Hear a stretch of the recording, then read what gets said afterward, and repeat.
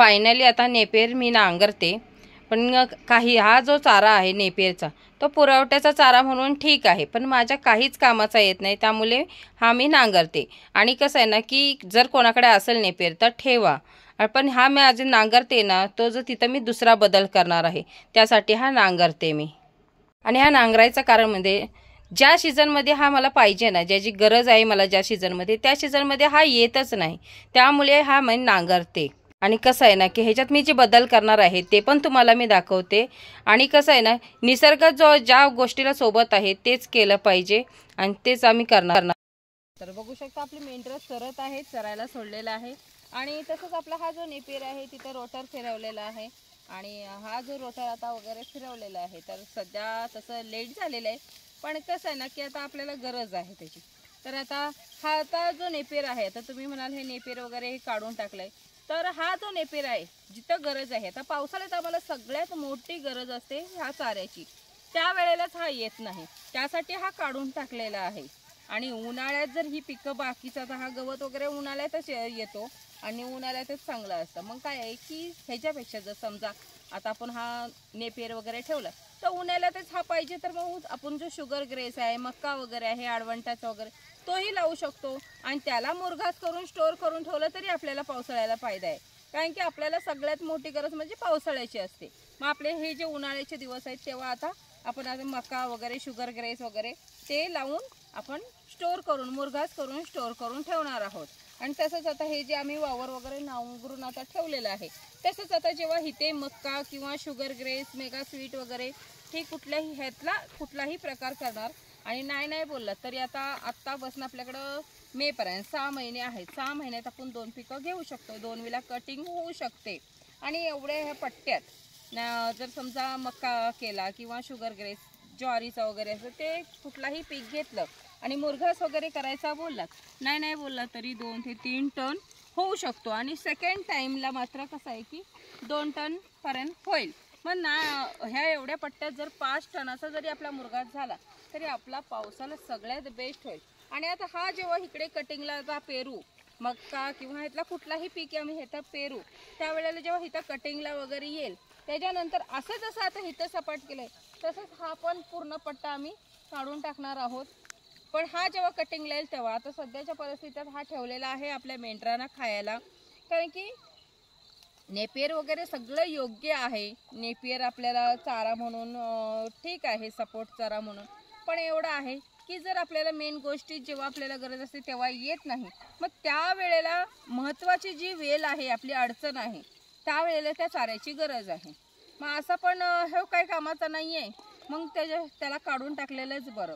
कारण की जर समजा इथं मका वगैरे केलं तर आपण मुरघास करून स्टोअर करू शकतो, ते आपल्याला पावसाळ्यात कामाला येणार आहे, म्हणून हा सर्व काढलेला आहे.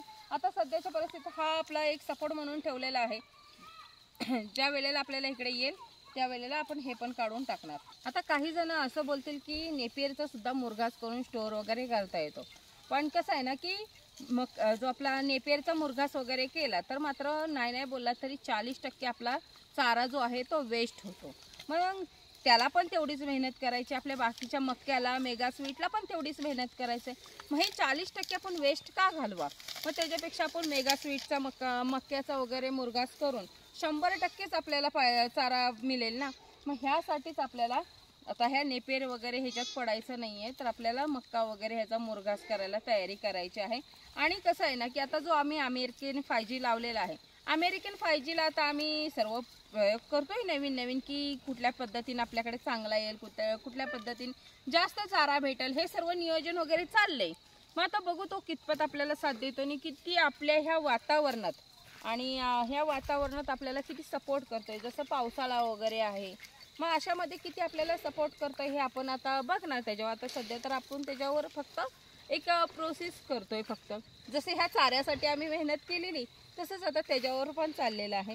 बाकी कसं आहे की हे नेपियर आपला जो मक्का वगैरे आहे, अडवंटाचा मक्का किंवा मेगा स्वीट, हे जे आहे ह्याचं मात्र आम्हाला 100% रिझल्ट मिळालेला आहे. कारण की ती मात्र त्याचा मुरघास असू दे, हा मात्र आपल्या मेंढरं आवडीने चवीने खातात, जरा पण वेस्ट होणार नाही सारा. ह्यासाठी हा जो आहे आता बदल केलेला आहे आपल्या ह्या व्यवसायात। आणि व्यवसायाच्या मध्ये लागणारा महत्त्वाचा पॉईंट म्हणजे चारा आला आहे, कारण की आपली मेंढरं त्याच्यावर जगत आहेत। आता बघू शकता हे जो हा पट्टा आहे तो केवढा आहे आणि कसं आहे ना, ह्याची आता वजवणी चालू आहे। मग ह्याच्यावर किती प्रोसेस कसं काय करेन हे तर मी तुम्हाला दाखवणारच आहे। पण कसं आहे ना की आता हा मी नेपियर वगैरे काढलेला आहे। तर काही ना असा प्रश्न पडेल की तुम्ही नेपियर काढलाय म्हणजे आम्हाला पण काढायला लागेल का, कारण की तुम्ही लावलेला तेव्हा सांगत होतात नेपियर वगैरे चांगलं आहे। तर एक गोष्ट अशी आहे की नेपियर आपण लावतोय त्यावेळेला आपलं वातावरण पण बघितलं पाहिजे। आता आम्हाला सुरुवातीला वाटलं की हा आपल्याला खूप महत्त्वाचा चारा आहे, म्हणून याच्यावर आम्ही खूपच मेहनत केलेली।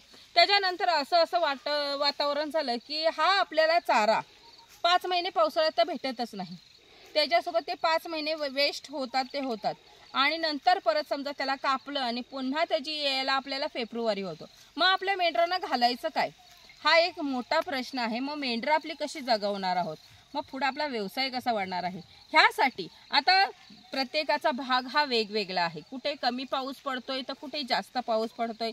आता आमचा भाग जो आहे तो थंड पण आहे, पाऊस पण जास्त आहे, त्यामुळे इकडचा हा जो चारा आहे जसं नेपियर वगैरे त्याला खूप मार पडतोय। ह्यासाठी आम्हाला हा जो बदल करावा लागला तो ह्याच कारणामुळे। जर समजा तुमच्याकडे तसा धुके वगैरे नसतील, थंड वातावरण नसेल आणि पावसाचा काहीच त्रास नसेल तर तुमच्या भागाकडे नेपियर हा खूपच चांगला चारा आहे।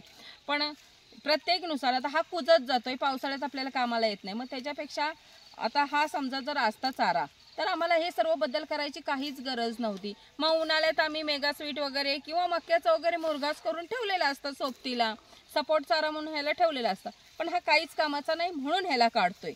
आणि जर तुमच्याकडे येत असलं तर काढू नका, नाहीतर असं चुकीचं होईल की आम्हाला सांगितलंय लावायला मग आता आम्हाला पण काढावं लागेल का, तर असं काहीच नाही। जसं समजा आमच्या भागासारखा कोणाकडे भाग असेल तर मात्र त्यांनी हे बदल करणं गरजेचं आहे। आणि प्रत्येकानं आपण मेंढी पालन करतो त्यावेळेला एक लक्षात ठेवणं गरजेचं आहे की आपल्या मेंढ्यांना काय गरजेचं आहे, आपला वातावरण आपल्याला कुठल्या चाऱ्याला किंवा कुठल्याही पिकाला किती सपोर्ट करतोय ह्याच्यावर आहे। वातावरण जसं असेल तसं आपल्याला ह्या मेंढ्यांसाठी बदल घडवणं गरजेचं आहे।